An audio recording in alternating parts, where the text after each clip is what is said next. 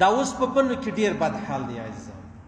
دا امن په نامه چې کوم جرګه یې بولې، جلوس یې بولې، یو انسانان یې بولې، سمندر یې بولې، د هغه او د حکومت په مابینځ کې بد ورځ ده. کله په یوه خوا کې څوک خوښ سوي، څوک په بله خوا کې خوښ سوي. بس په مابینځ کې ډیر داسې انسانان شته چې هغه د خرابېدو والا دي، هغه د نړېدو والا دي، هغه د دې وطن د کور خرابېدو والا دي. او موږ به دعا کوو چې الله د دشمن ولاس ته دا وطن مه حواله کوه. خبره داسې ده عزیزانو چې تر ټولو لویه پریشاني په دې وطن کې دا ده چې عدل نسته، قانون نسته، آیین نسته. که قانون و آیین ستا په هغه کې دا خبره ده چې ظالم زورور دی هغه د باندې، مظلوم بې بسه دی هغه په جیل کې دننه. چې کم مالدار دی ظالم دی هغه د باندې، چې کم غریب دی مظلوم دی هغه دننه. اوس خبره دا سوله عزیزانو چې دا قانون چې دی هغه د تور د سپین د پاره به یو شی یي، خو لیکن زموږ په وطن کې د تور د پاره جلا قانون دی، د سپین د پاره جلا قانون دی، د زورور د پاره یو قانون دی، او چې د مجبور دی هغه بې وسه دی، بې بسه دی، کمزوری دی، د هغه د پاره بل قانون دی.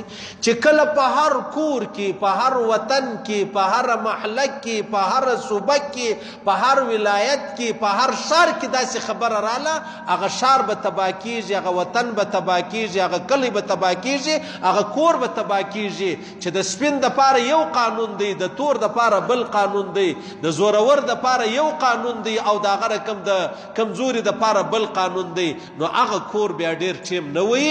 الله دې زموږ په وطن کې امن راولي، صلح راولي، روغ راولي، جوړ راولي. الله پاک دې دا وطن گزاروي نه، الله پاک دې دا وطن خوږوي نه. خبره داسې ده عزیزانو، عدل نسته. عدل ډېر لوی خبره ده چې په هر ځای کې عدل رالی عزیزانو، هغه ځای به بیا په ټول ژوند تباه نسي، خراب نسي او برباد نسي. زه به یو عجبه خبره درته وکړم. ما اخیستن مې کتاب کتی، مولانا شفیع علي تنوي صاحب رحمه الله په خپل ملفوظاتو کې لیکلي دي چې امیر عبدالرحمن خان دا تقریبا هغه په 1901 کې وفات شوی دی.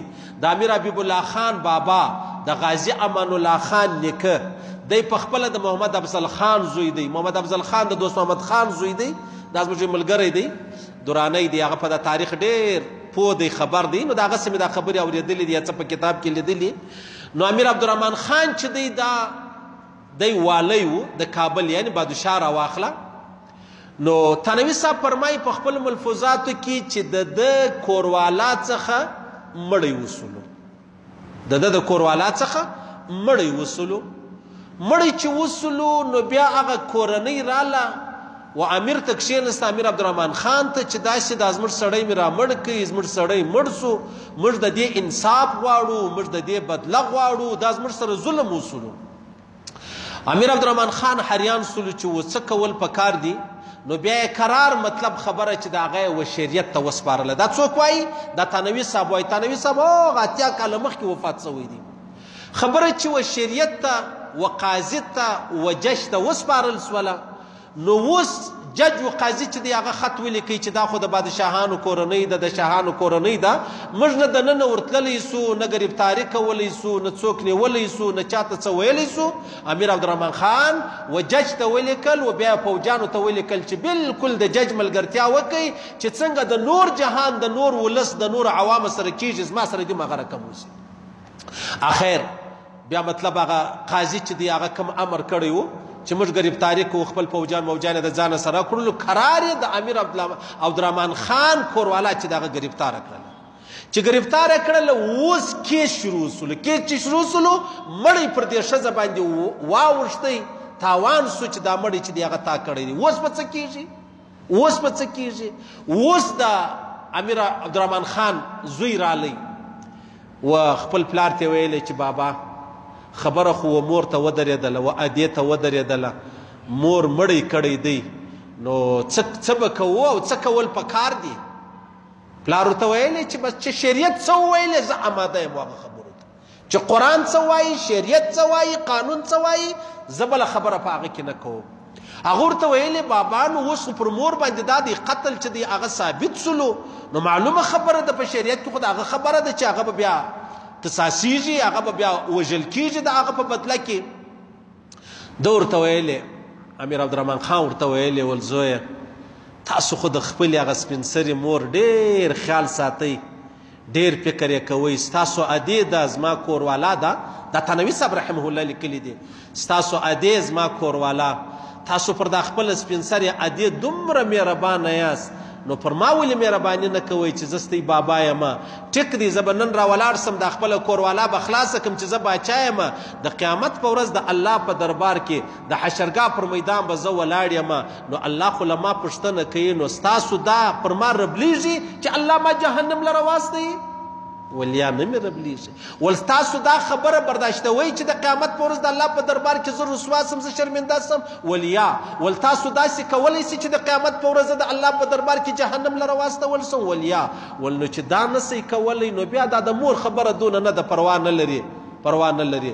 زامن ورته ویلې که چیرې دغه د مقتول کومه کورنۍ د هغه موږ راضي کړو، یا روپۍ یا دیت یا بل یا بل، ول پر دواړو سترګو ورسئ، کاغه راضي سلو، زما د خوا خبره خلاصه ده. بیا ورلو بیا هغه کورنۍ ته کښېنستل، بیا یې خواستۍ وزارۍ ورته وکړې، بیا یې روپۍ ورکړې، دیت یې ورکړئ. دا خپله ادې له هغه قتله چې د هغه څه کړله، له هغه یې بري کړله. نو وجه څه ده؟ وجه دا ده چې عدل و انصاف ولو، چې کله عدل و انصاف یو وطن یو علاقې ته راسي، بیا به د باچا او د باچا کوروالا، بیا به باچا او د باچا زوی ته هېڅ یو مشکل چې دی هغه نه یې. نن زموږ د باچا زوی خلاص دی چې کوم رعایا دی هغه بندیان دی، باچا چې کوم دی هغه ته ټولې خبرې جایزه دي، قانون تر پښو لاندې کوه. زما او ستا دپاره بیا پر دې خبرو باندې اجازه چې د هغه نسته. بیا بله خبره دا ده زموږ په وطن کې په مختلفو نومو باندې د دې وطن څه شکایت چې دی هغه لري. بلوچستان یې ځان ته لري، پښتانه یې ځان ته لري، مهاجر یې ځان ته لري. اوس ګوره حضرت عمر فاروق رضی الله تعالی عنه دی امیر المؤمنین سو تر ډېرې خدمت وکړي. یو ورځ ماښام را روان دی، سپوږمۍ ته کتل، سپوږمۍ ډېره کمه سوې وه، وخت پر تېر سوی و. نو بس بیا ده هم و الله ته وژړل، ولی الله زه داسې کمزوری سولم، زما پر دې خپل ملت، پر دې قوم، پر انسانانو غریب چې دی هغه کمزوری سو، علاقه ډیره سوه، خلک ډیر سلو، تر ډیر زما تر وس وتلې ده، یا الله ما ته مرګ راکړه.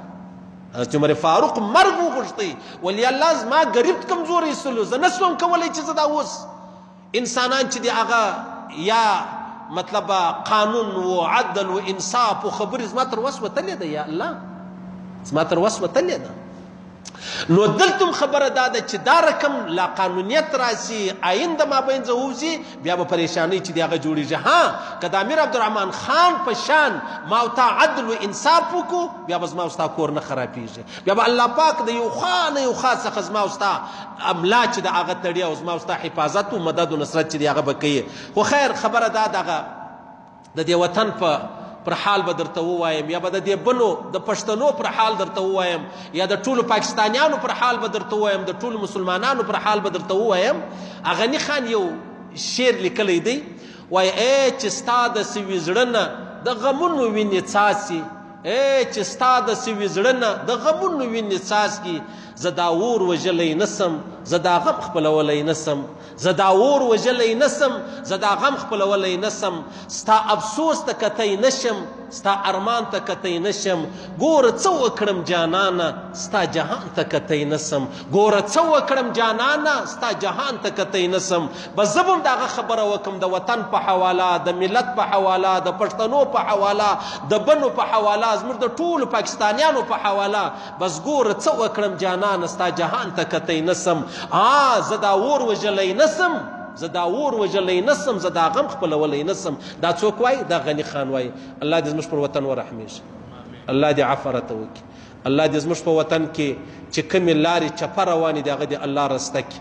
موږ به د پوجانو مشرانو ته خواست وکړو چې دا ستاسو رعایا دي، تاسو د بابا حیثیت لرئ. موږ به قاضیانو ته ووایو چې تاسو د بابا حیثیت لرئ. موږ به و باچا و صدر وزیر اعظم ته ووایو چې تاسو د بابا حیثیت لرئ، د خپل اولاد سره احسان وکړئ. منم به چې ما به یو غلطي کړې، خو زما د غلطۍ سزا هغومره نه ده چې څومره ته یې و موږ ته راکوئ. هغومره نه ده. الله پاک چې زموږ پر وطن ورحمیږي، الله دې دا وطن نه نړوي، الله دې دا وطن نه چوکوي، الله پاک دې دې وطن له هر طرفه حفاظت وفرمایي، الله دې د افغانستان حفاظت وفرمایي، الله دې د فلسطین حفاظت وفرمایي، الله پاک دې په خپل فضل و احسان هغه مظلومان چې هغه سکاره سلو، هغه ولاړو په اور تک تور واوښتل، یا الله خپل فضل و احسان وکړه، موږ هېڅ نه لرو نه کولی سو نه اجازه راته سته. الله پاک دې زموږ ته د ټولو حفاظت وفرمایي، الله دې له هر حاله وساتي. پیغمبر علیه السلام مبارک فرمایي په آخره زمانه کې توره دومره اثر نه لري لکه دا خوله چې اثر لري. په توره څوک وه دومره اثر به نه کوي لکه دا خپله خوله چې سره شوری به تر کومه ځایه مکلف یو، در کومه ځای مې وس کار کوي، در هغه ځای به غږېږو، د هغه په هاخوا بیا نه غږېږو، بیا موږ ته اختیار نشته، بیا موږ اختیار نه لرو، بیا زموږ په اختیار کې شی شته نه، به چې څومره دي هغومره به کوو او نور به پر الله سپارو چې یا الله ته هر څه کېدو والا ذات یې، ته قادر ذات یې، یا الله ته کولو والا ذات یې، او یا الله هر څه ستا په قدرت کې ستا په کنټرول کې دی. الله دې د ټولو مسلمانانو حفاظت وفرمایي، خاص کر زموږ د وطن.